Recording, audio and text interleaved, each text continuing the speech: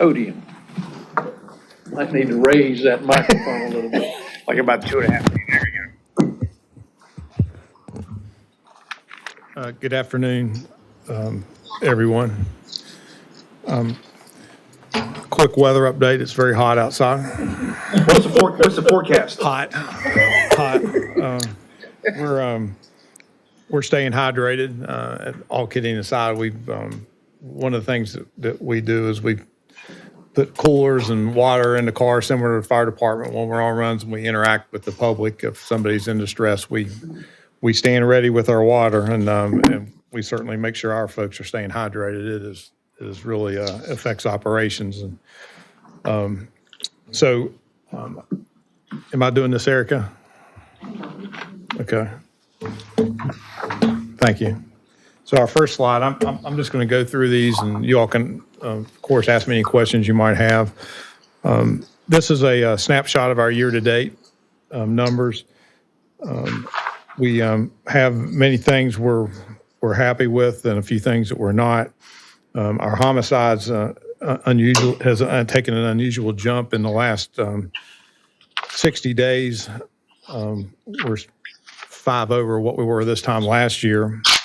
10 of those, and I'll talk a little bit more about that in a couple more slides. We're very pleased with our sexual assault. Rapes are down. Our aggravated assaults are down a little bit, and that's significant because most of our ag assaults involve some type of weapon, specifically a firearm. Our auto break-ins are down. Our motor vehicle thefts are up, and we, as we always do, we talk about people leaving their cars unlocked and the keys in, or the fobs. With more of our modern vehicles, the fobs are left in the console. So people get in the car and they hit the button, and it's like winning the lottery, I guess, if the vehicle starts. Overall, our total crime is down 2% from this time last year, and that's both in Part 1 violent crime and property crimes. Chief, one of my pet peeves when I hear these reports, especially at the neighborhood meetings, when they get to auto break-ins, they don't separate whether they're secured or unsecured. I think we ought to make a point of putting a statistic in there under auto break-ins, X percentage secured and X percentage unsecured.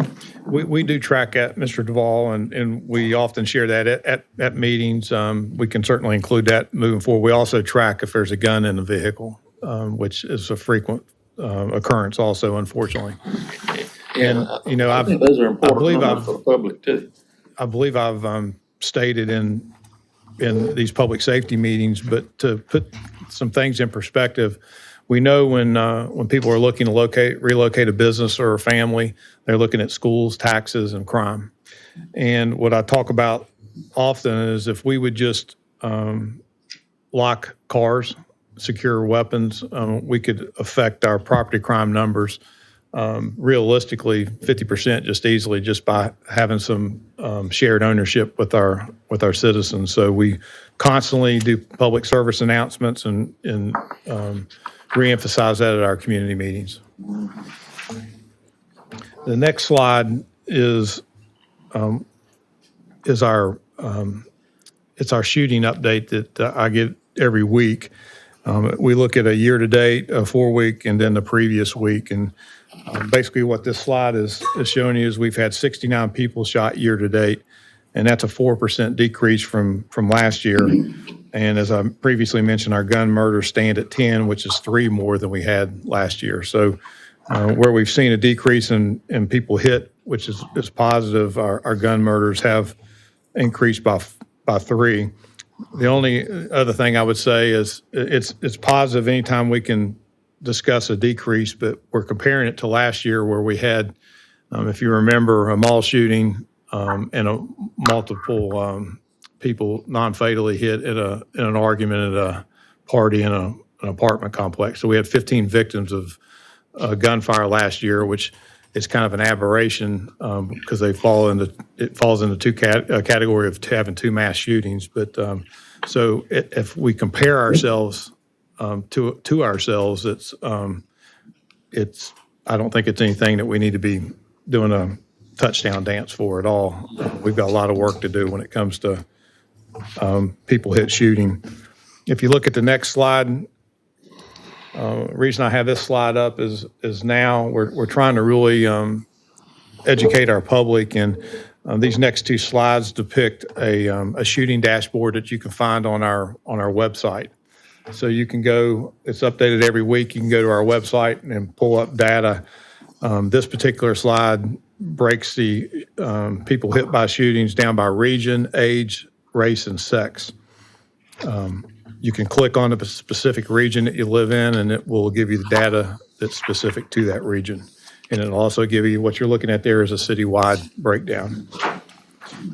If you look at the next slide, it is the other dashboard that's available. And this is an overview of our ShotSpotter. Again, ShotSpotter is a gunshot detection technology in 7 square miles of our city, primarily in North. So far this year, ShotSpotter has provided 900 alerts. That's 114 more than we had than this time last year. Of those 900 alerts, 579 registered multiple rounds fired. And I'll speak to that in a second. That's about 90 more than we had this time last year. Fancy gun. So far of those 900 alerts, we've had over 4,000 rounds fired in that 7 square miles. We've had 32 people hit, and that's 13 more people than we had this time last year. The days of the week where this is occurring the most is, not surprisingly, Saturday night into Sunday.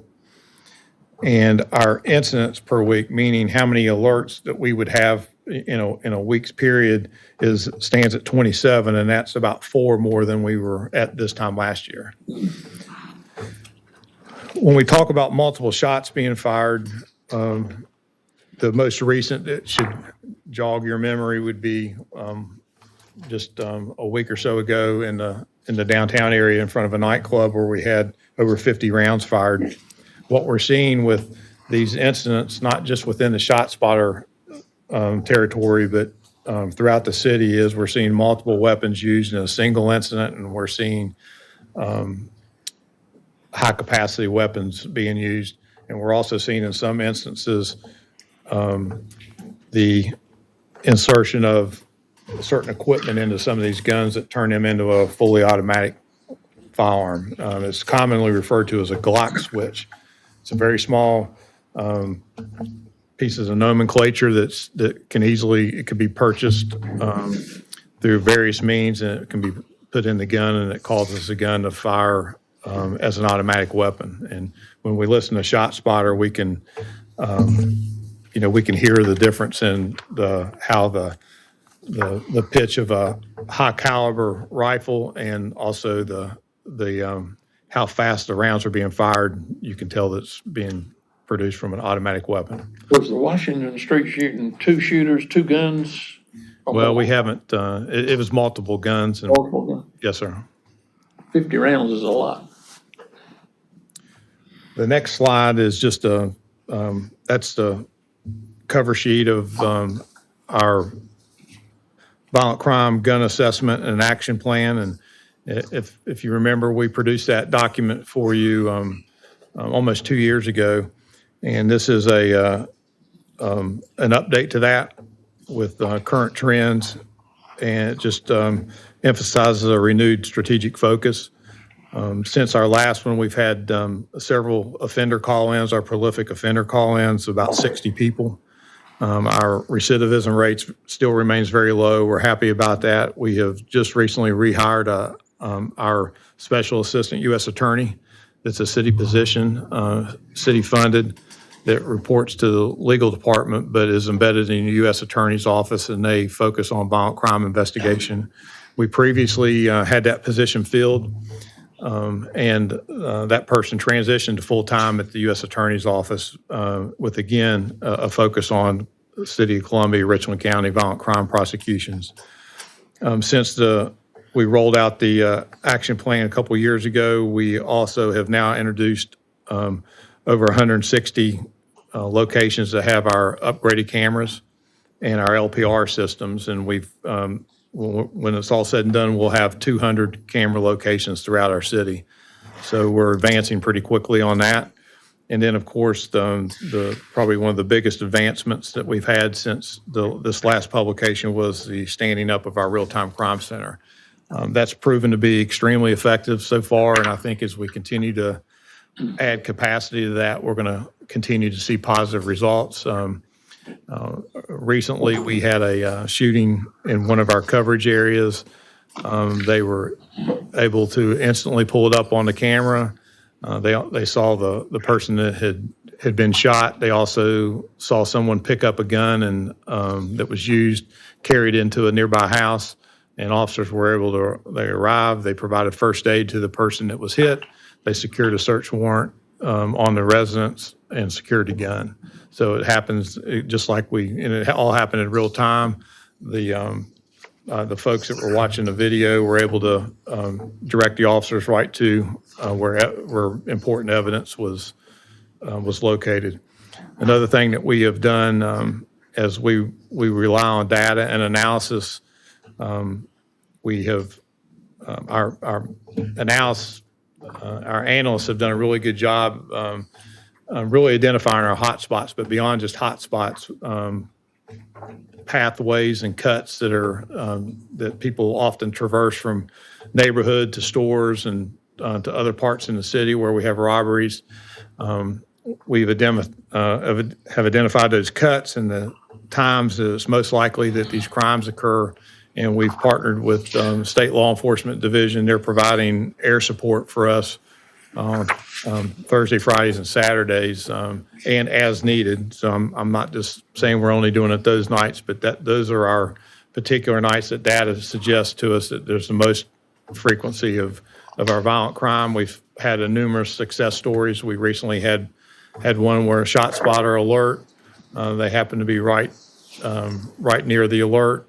They were able to use some of their technology that's on the aircraft to actually locate a gun and direct officers to the gun. So again, it's helping us take trigger pullers and firearms off the street. And we're very pleased with that partnership. Is that drone or is that fixed wing or helicopter? That is a helicopter. Yeah. Two people, it's two-person helicopter. Next slide. Just some initiatives to mention that are underway. Obviously, Operation Hope and Order is one that's gained a lot of attention over the last several months. Through phase one of that, we've made 203 arrests, and that's since May 31st. Phase two included 15 drug warrants. We, in conjunction with our presence and our strict enforcement in the Elmwood corridor, we also had our organized crime and narcotics folks do some buys, and they executed 15 drug warrants. We're in the third phase now, which is incorporating private security into some property checks and some other duties, and we're still working the logistics out on that, but we hope that will be operational in the very near future, and I look forward to reporting that out to you. Operation Welcome Back is what we refer to the school starting again. Primarily USC, Allen, and Benedict are back. Classes have started or start this week. It's gone very smoothly. We've had a fairly uneventful first weekend in 5 Points, and we are seeing more crowds in the Vista, lots more activity in the Vista, especially some of the student housing, and that's been very positive so far. One of the things we do during Operation Welcome Back is we try to set expectations, share information. We do a lot of engagement and give a lot of warnings. Enforcement is not the it's not the goal during the first week. We try to again really set the tone of what our expectations is, and then enforcement will follow. But it's really about creating a safe environment for our students. That kind of dovetails into the USC Campus Village Public Safety Initiative, and that's the expansion of the campus. We have our code enforcement officers that are working with USC to supplement some of the public safety efforts there. That is underway. This past week was the first weekend that was up and going. They issued dozens of parking tickets. They addressed some expired tags, front yard parking, made a number of very positive group contacts. Kids, that's a fancy way of saying talked to some kids that were partying, and it went well. Nothing was out of line. When did the first football game? They also noticed some code violations and addressed those, and we had most importantly, we had no house parties or after-hour calls to that after-hours number that USC is manning. So that's gone pretty well, and we're continuing to, to communicate internally to make sure we're addressing the right issues. One of the initiatives in the campus village was for USC to fund 3 code enforcement officers, a supervisor and two others, from, I think it's 10 to 2 on Thursday, Friday, and Saturday. My question is, do those 3 officers that are working 10 to 2, does that take away from the time that they were working for the city, those number of hours? No, sir, that would be they work- extra duty. So they would work all day and then work 10 to 2 for the university? Correct. Or it could be on a day off, but it's a duty above and beyond their work hours. The last initiative is what I refer to as our alternate response model, and we've really looked at if you think about some of the conversations we've had in our budget meetings and our as we address staffing challenges, we have tried to look at a number of calls for services that we might be able to take off our plate, or just change the way we respond to them. And to give you some examples of what we've done, a natural death, for example, a death that is unaccompanied, no signs of trauma or any nefarious action or activities, we would not respond to that. That we'll leave that up to the medical experts, and if there is, any question of that it's suspicious in any way, or at the request of the coroner, we would then respond to it. What we were seeing with in the past, we were responding to all death calls for service, no matter what the circumstances were, and oftentimes we would be tied up for 2 to 3 hours waiting on medical staff to arrive, or so this has kind of been a shot in the arm for us. So far, so good. We haven't seen any issues. We talked to all of our partnering agencies that this would touch in some way, and so far, so good is the best I can report on that. So I think it was a good move. Another area that was a frequent for us was responding to dog complaints, DOG, and to the tune of over 1,000 calls for service.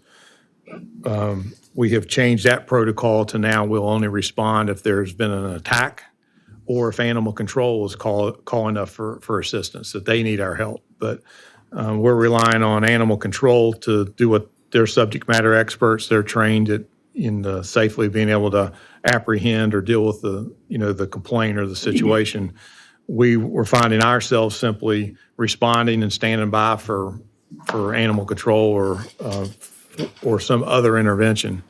Unfortunately, we've only got a few options or a few tools in our toolbox for dealing with an aggressive animal, and one of them is not the one that's preferred. So again, we communicated with our partners internally with this, and by all reports so far, it's gone very well.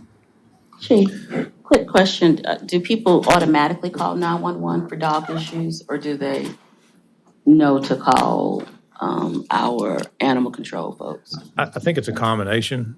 I think, and 911 has been a very supportive partner in this because obviously their messaging is important. So there is a direct number, there's a non-emergency number, and then there's just 911, and I think they triage all that.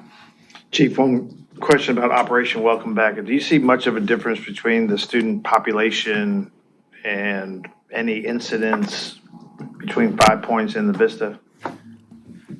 That's I would answer that, Mr. Brown, by saying that's kind of to be determined. What we are seeing already is there is definitely, there's more kids in the Vista now, without question. We've even with, kids being away this summer, we started seeing just a kind of a shift in behavior a little bit from what we're used to seeing. And there's no question about it. There are more kids that live in close proximity to the Vista now. So, I think we will see some patterns change there. Hopefully it's all positive, but, it's going to be really important that we stay on top of, problem establishments, underage serving, over serving, or creating an environment that is inviting to a criminal element. Those are really the three things that we have to look for some of our alcohol establishments, both in 5 Points and in the Vista. Real-time cameras working in the Vista too. Yes, sir, they are.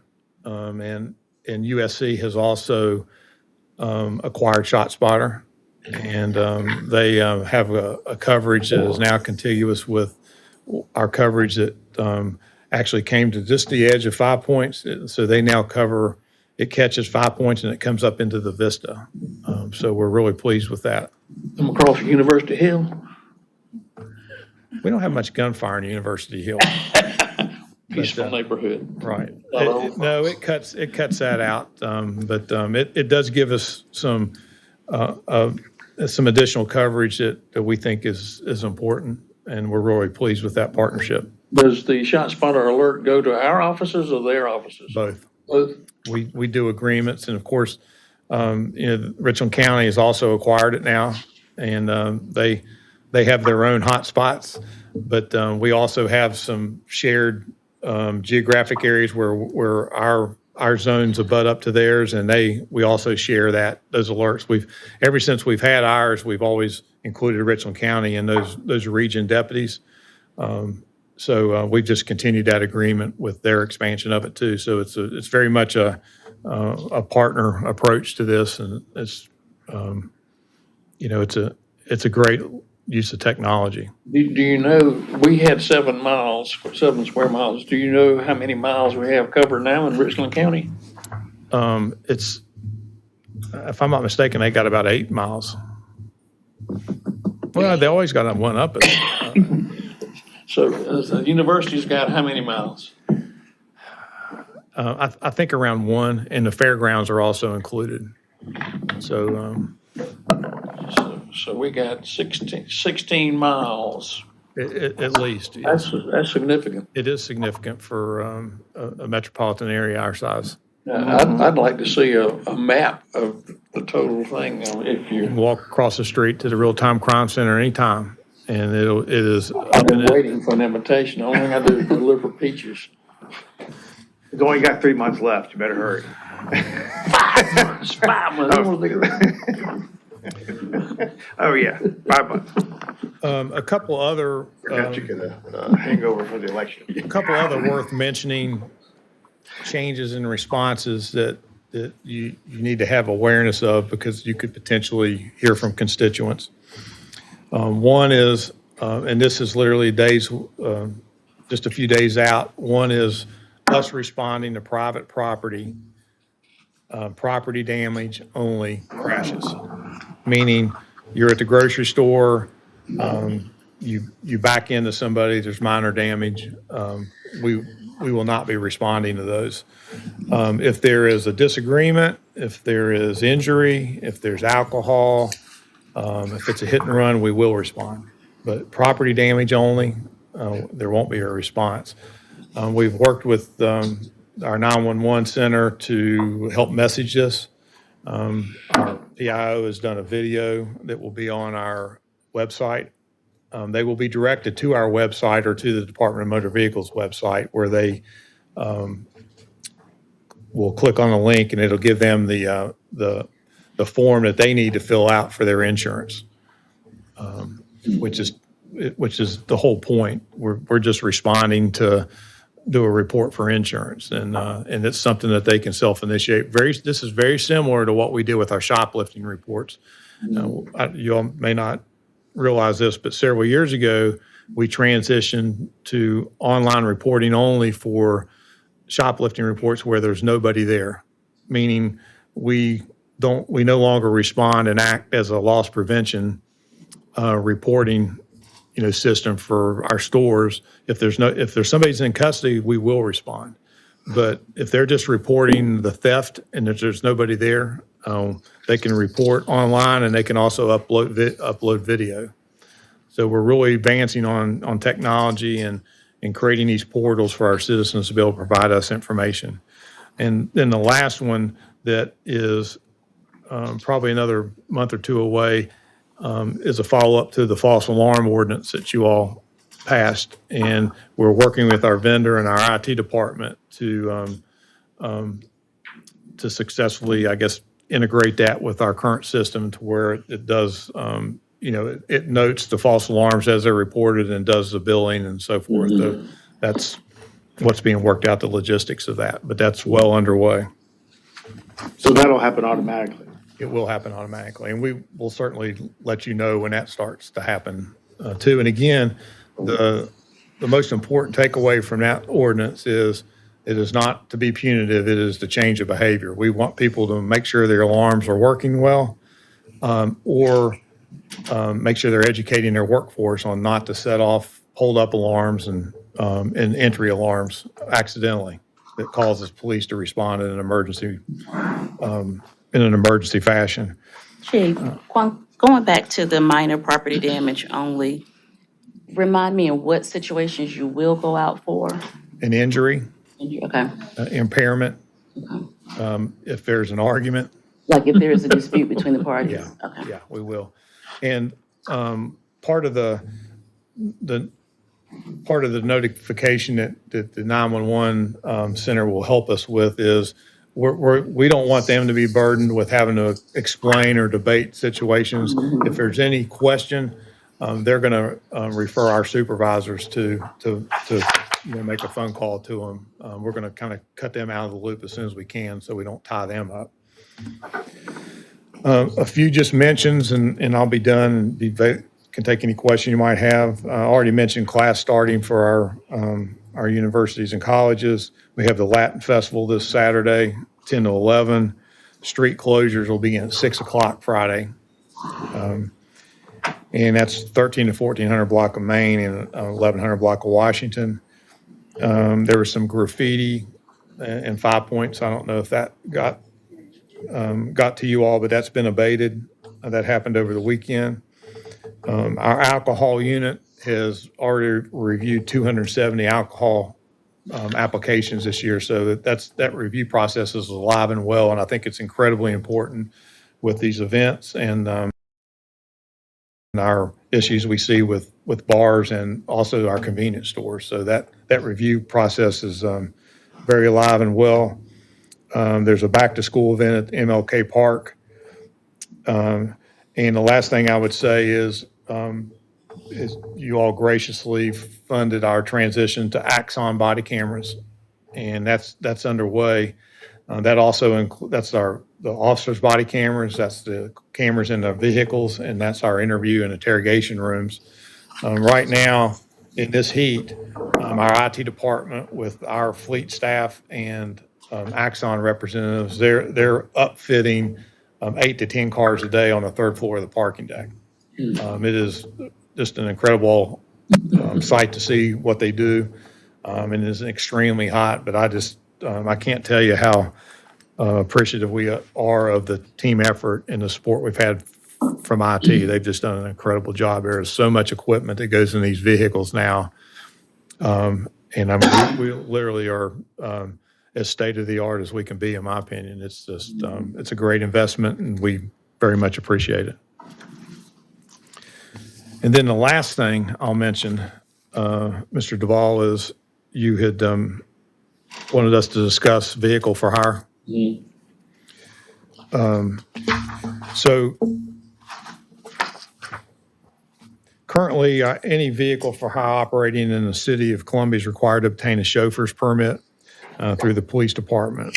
Once this is obtained, the permit must be displayed in the vehicle for hire that's easily visible by the passenger. We've all been in a taxi, and you see the permits that are in them.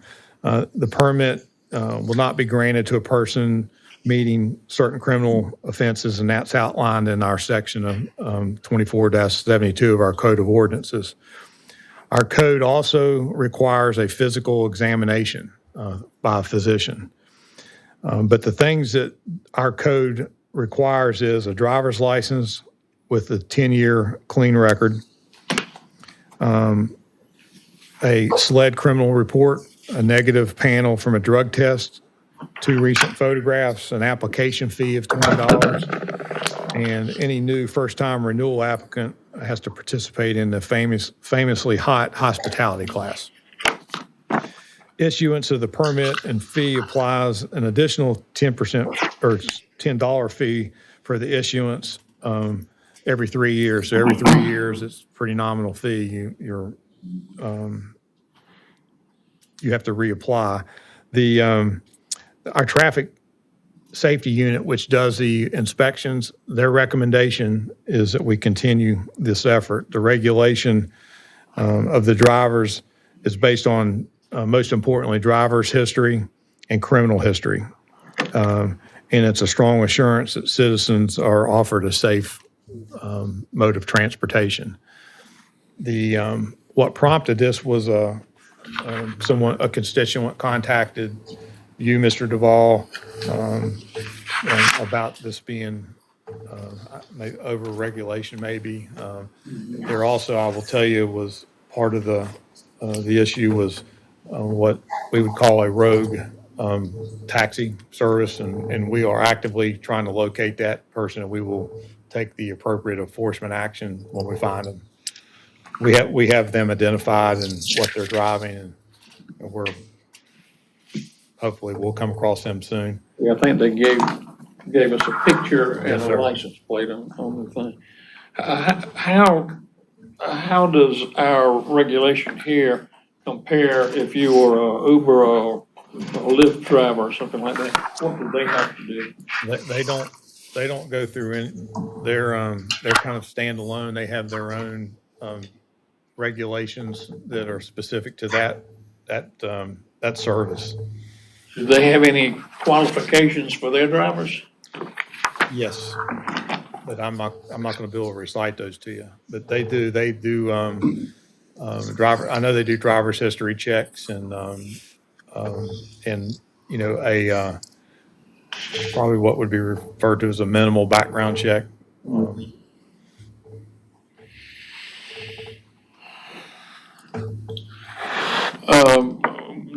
The lady that spoke at the council meeting is here, and I think we need to probably give her an opportunity to speak. Would you like to address the council?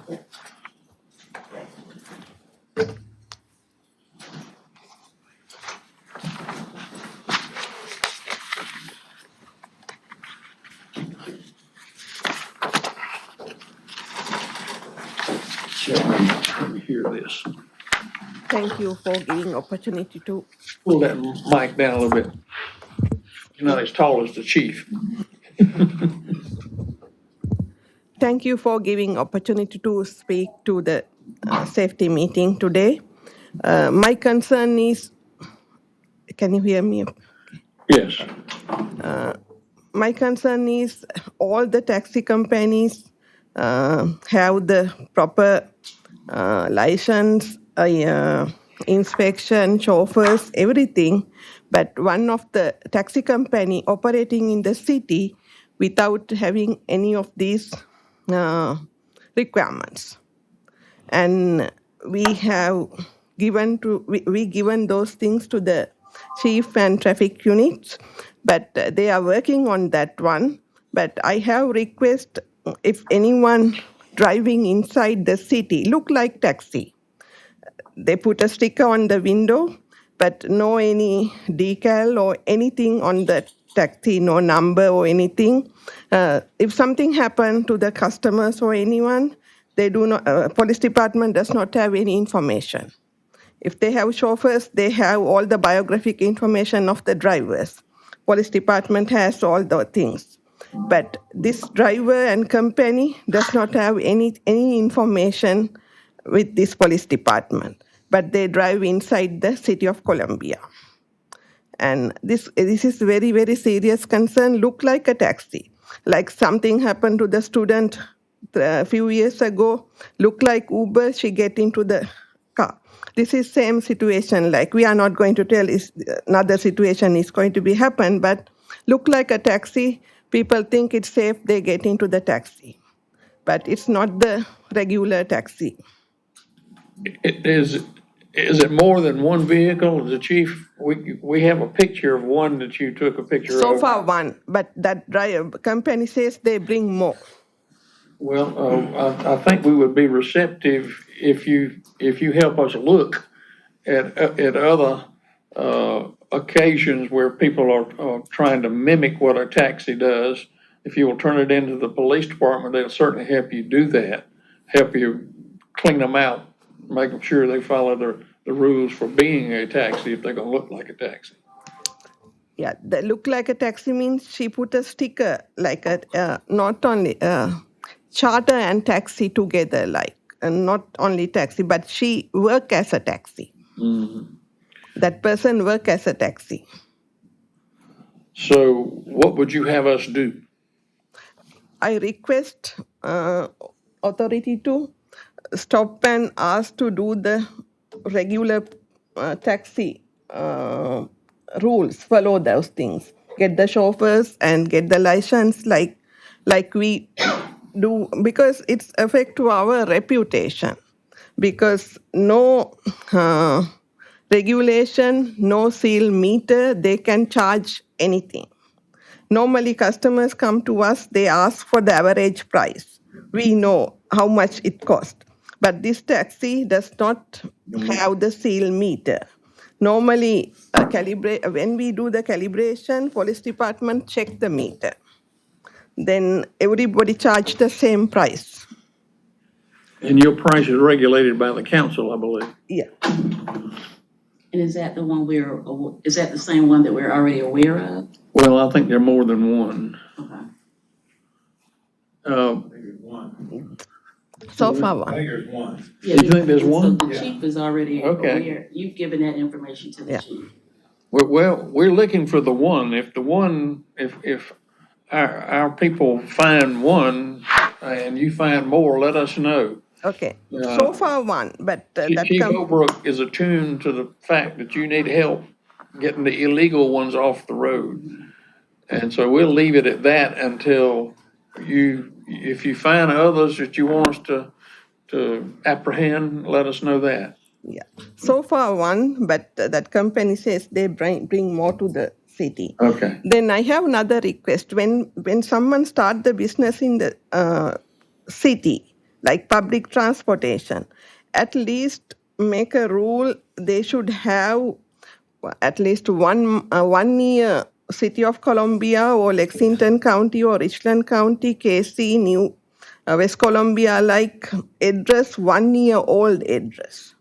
Not like someone coming from another state, because you said do the background check, they only check the sled. Sled means only South Carolina.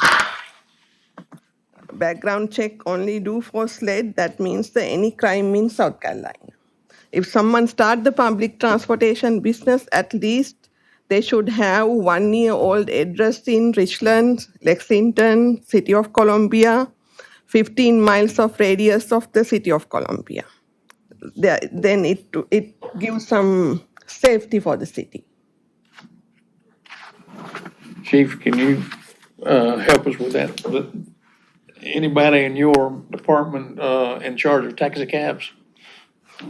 In charge of what? Captain Major Roberts back there, probably volunteering. We'll look at that, yes, sir. Okay. let us work on that situation. And if you have any other cabs that you think are fake taxes, you can let me know like you did the first time, or go directly to Chief Holbrook. He'd be glad to. I will, sir. I will definitely do that. Okay. Then, because I'm a student of USC also, I was a student, then I really concerned about their safety also. Okay. Yeah. I think that is a good safety issue. Thank you very much. Any questions? Thank you for coming.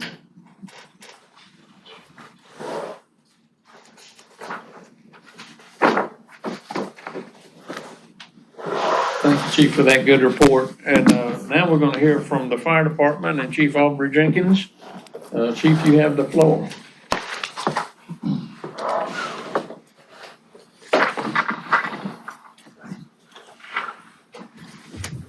Mr. Duvall, it's Aubrey D. Jenkins. Thank you, Mr. Ball, Ms. Herbert, and Mr. Brown, Mr. Palin, for the opportunity to bring you an update. That's basically what it's going to be. It's going to be an update. We're not going to get into a lot of numbers. We're going to update you from what we got this year up to this point, and then we'll go from there. What I'd like you to start it off is, we talked about doing our first due, and I'd like to get Chief Brochus to come and give you a brief of what we've done with that, okay? Okay, thank you.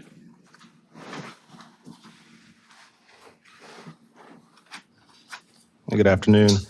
So as Chief mentioned, we'll do a brief update of First Due. If you can recall, First Due is our records management system as part of our daily fire operations management system as a total. Right. And so we were able to implement that July 1st. The original goal was June 1st, but with the line of duty death we suffered, what we ended up doing was just delaying that another month just to kind of give some folks some downtime. So we've been up for about a month. IT has been extremely helpful in making sure that we have everything that we need and making sure that the system is working very well, along with PMO. First Due reports that this is the smoothest implementation that they've seen as a department our size, and that's a testament to the teamwork here at Columbia City and within the fire department as a whole. So that's phase one. Now we'll start moving into phase two. Phase two will consist of a few things. One is to start looking at putting a communication system in all the fire stations, live monitor. So as calls come in, the folks will get that information on a monitor. And it also does something called turnout time count. And so it's basically a more modern swim clock. We want our folks out the door within 80 seconds, 90% of the time. And we use 90% of the time because we know that there will be some instances to where they won't be able to get out of the station within that time frame. So 90 seconds or 90% of the time is the goal there. With that, also we'll be able to monitor some of the highway traffic as well. So when we see major incidents occur on the highway, again, our folks may be able to game plan before they leave out of the door because it should be tied into the highway cameras, another layer of safety for our responders. So that's phase two. We'll also start with our pre-incident planning. Local businesses, we're partnering with the University of South Carolina, Richland County Fire Marshals as well. We'll all have accounts that will link with our city fire marshals as well. And so when they go out and they do their pre-incident planning, which ties into our ISO score and our ISO points, also keeps our firefighters safe. So for example, a fire marshal goes into a building, he identifies a hazard, they log it into the system. At time of dispatch, our firefighters will receive that information. They can make tactical decisions based off the hazards within that building. Same thing with USC. They have a lot of hazardous buildings, especially in their chemical lab. We took a tour of that. So they'll be assisting us with this as well. So collaboration throughout the city and the county between Columbia Fire Department and our local partners. Does it give you a map?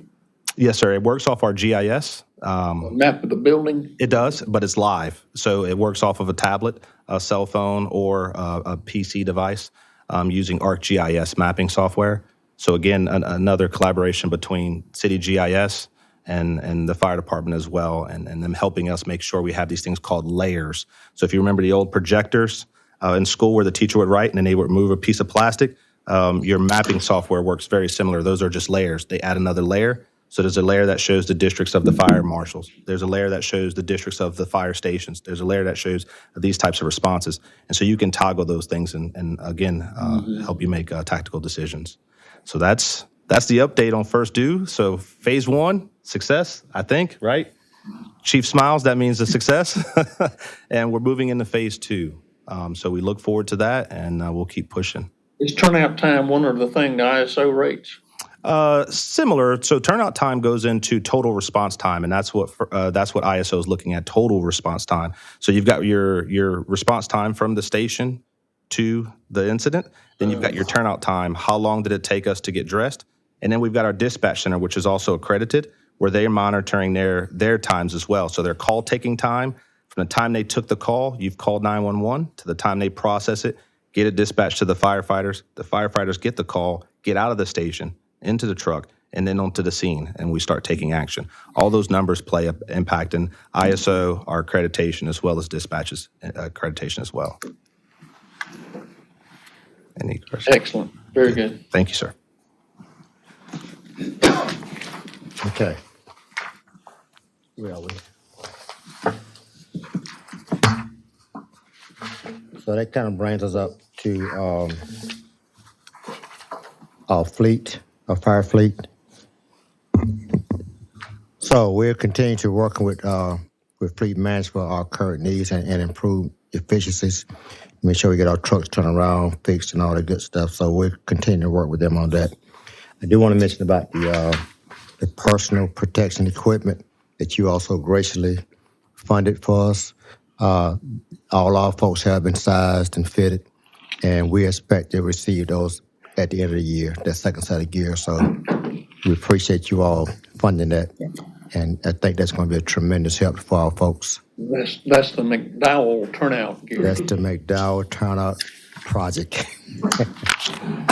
With our facilities, the city, has acquired the land acquisition for the new Olympia Firehouse.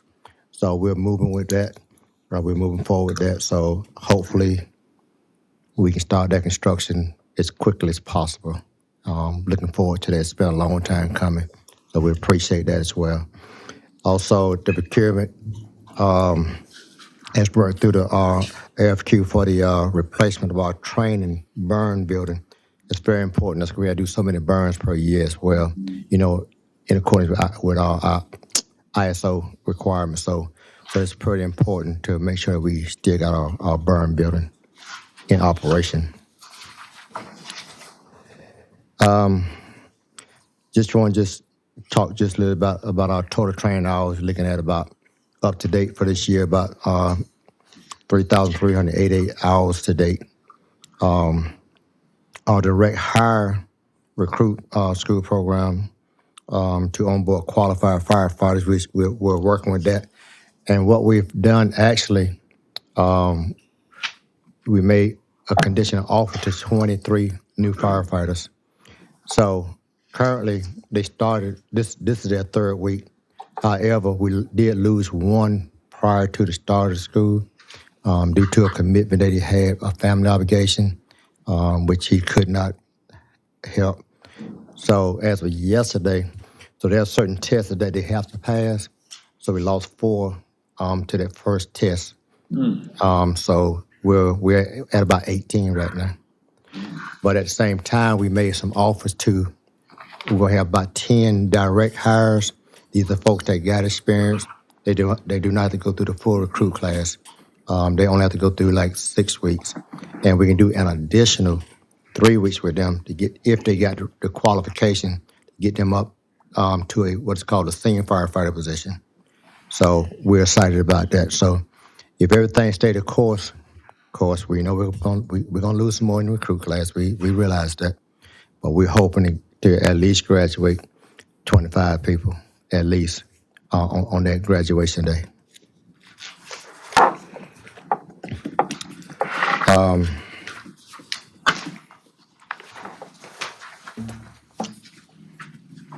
So in our fire inspections, we done about 3,363 fire inspections completed. Public education events, we had about 880 demonstrations completed, 252 smoke alarms installed and checked. Plans review, because the city's doing a lot of that right now. So plans review about 589, and special events about 145. special events.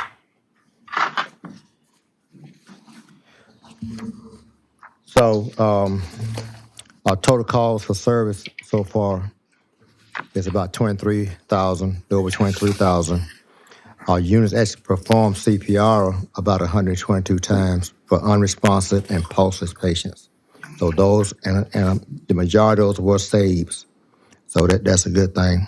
And specialized equipment for technical rescue, we're talking about vehicle extractions, stuff of that nature, about 336 times.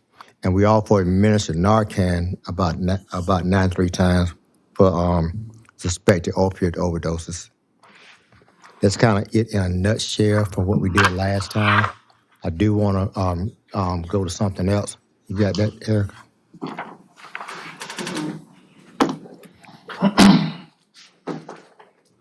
Oh, boy. And this is just for your information only. I'm gonna give you a yeah.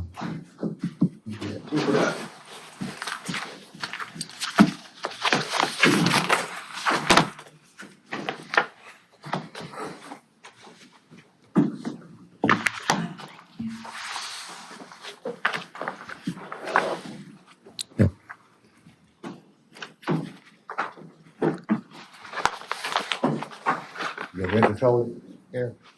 You're in control. Where? Oh, you here?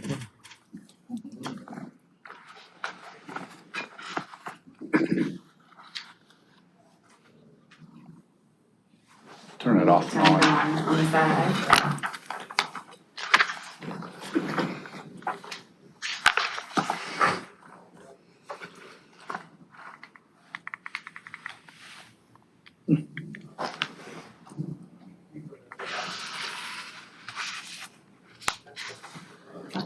You just left from. Say, Eric, you wanna help him? I'm not gonna spend a lot of time on it. I just want to just let you know that this is our annual report from 2022. This is something I wanted to present, just kind of give you an overview of 2022. So you just flip it, and it just got a lot of information in it. I really can't see it, but.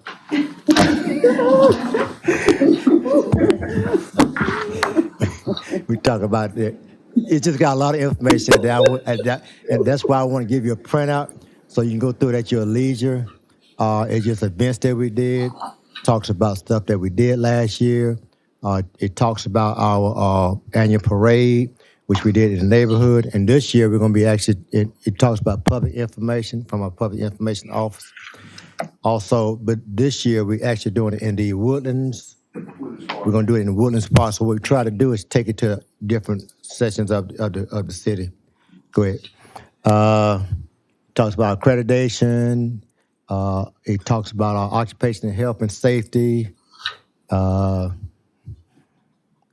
administration. You can just keep flipping until I tell you to stop. And also what it does, it kind of tells you about the call for service that we had last year, as well as it talks about the amount of calls I think we got the top 10 amount of calls for our trucks on there. Yes, sir. We got the top 10. We also got the top whatever as far as the station that ran calls. So you can kind of see what our stations were doing and what each truck was doing, the amount of calls that it ran. So I just want to kind of give you all that for your viewing, so you have a copy of our annual report. I got one for each council member, also for Ms. Wilson as well. So I'll leave that stack with you all. Are there any questions?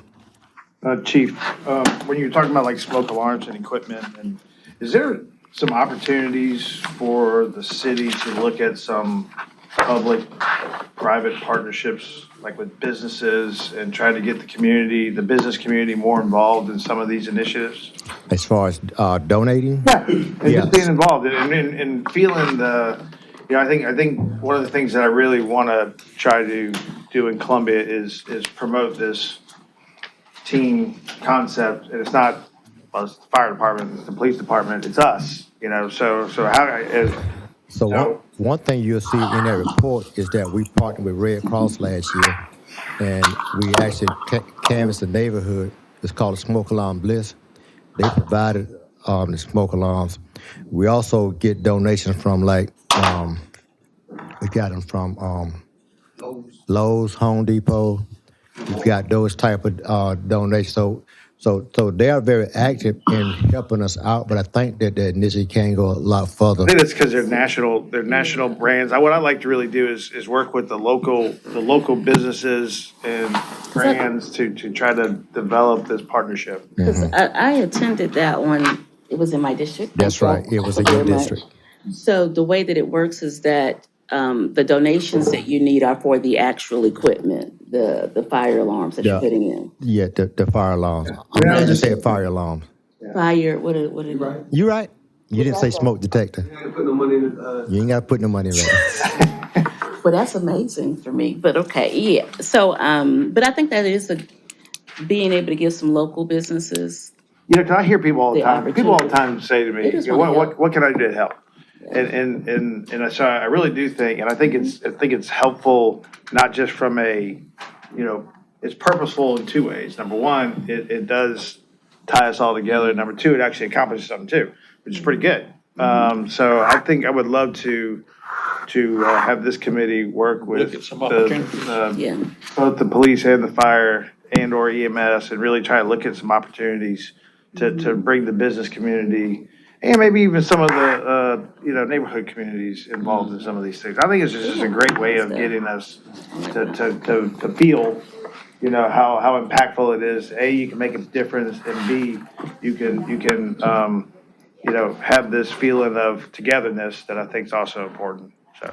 The one initiative that we launched years ago that I like to regurgitate Yeah. is it's called Adopt a Fire Station. And these initiatives, like just what you're talking about, would be great for folks to adopt. It doesn't necessarily be the fire station itself, but just what you're talking about. We had all these initiatives in there. I love it already. I'd like to go ahead and regurgitate that because not only would it help programs like this, but, you know, you think about, I'll give you a prime example. Station 7 down in Cotton Town. They have adopted that fire station, and they really Use it all the time. Yes, and we want to partner with the neighbors. We want them to be. We want to be a part of the neighborhood. We want them to be able to use it. When we build Station 2, I can guarantee you that Station 2 is going to be a full-blown part of Olympia area down there, which they are right now. But I just think even on Divine Street, I was gonna say, that's my fire station, Yeah. you know, they come down Shirley Street like they're coming right at my house. But I think, and I think it's so important for local businesses and neighborhoods to feel that connection to the firehouse. I love that idea. yeah. So we're gonna be, I hate to use the word regurgitate, but that's the only thing I can think of right now. But but we want to be bringing that back and really hitting it pretty hard. So We're gonna revive a very good Yeah. program. okay. But you know, one of the things, Jeff, we talked about, you know, I gave you the, like a donation bin. You know, we could do, you know, if you think about it, you could do a donation bin within local businesses in different areas and have a, put in a fire detector, is that what we call it? A smoke alarm. Smoke alarm. So you said detector, so that means you got to put $1 on the table. Okay. All right, but anyway, we could do things like that. We could have these periodic, challenges for the business community and put a And the donation. districts. Yeah, and it just different district. Oh, yeah. I'll go head to head against Yeah, Tina. yeah. And we'll do District 4 versus District 1. That's great. That's great. I'm gonna get some of your district to put in there. See, I'll go make Howard work. I'm really surprised we hadn't had the Laurel Street trucks come by. You missed a big opportunity. I know it. I got to tell them they were late today. There was no budgetary discussion today. So there was no need for all the noise. Thank you, Chief. Okay, thank you all. And now we have Emergency Management Department with Director Harry Tinsley giving us an update. I'm gonna let you, just only a couple slides. Good afternoon. Is this Can you hear me? Good. Good afternoon, Chairman Duvall, Councilwoman Herbert, Councilman Brown, Assistant City Manager Palin. Thank you all for your time. I will be brief, just throwing some highlights up on some of the stuff that we're continuing to do over at the Emergency Operations Center. Of the EOC and the Real-Time Crime Center rollout, also the security camera project throughout the city. I think at our last January meeting, we were at 51 sites that were operational. Now we're at 137 of those sites. Actually, there are a few more. This is last week's data. We get a weekly Wednesday call, so we'll get updated again tomorrow. Those sites can be, we're monitoring those remotely, as the chief talked about. We were happened to be, his analyst happened to be in the EOC when that call he was referring to went out, and they went right to that camera and was able to push that information right out to the officers on the scene. So that is turning out to be a game changer. It's definitely a force multiplier. Our safety and risk management department moved up last week to the 3rd floor. That opened up some space. We provided some space for the CPD Real-Time Crime Center folks working in the EOC around the clock there. So we are continuing. Also, part of the Motorola security camera project is we're working with City IT, Police Department, and Motorola to configure the servers for the Command Central Aware platform. That is a Motorola platform that is going to really leverage a lot of resource and technology for the police department. I'll just give you a couple examples.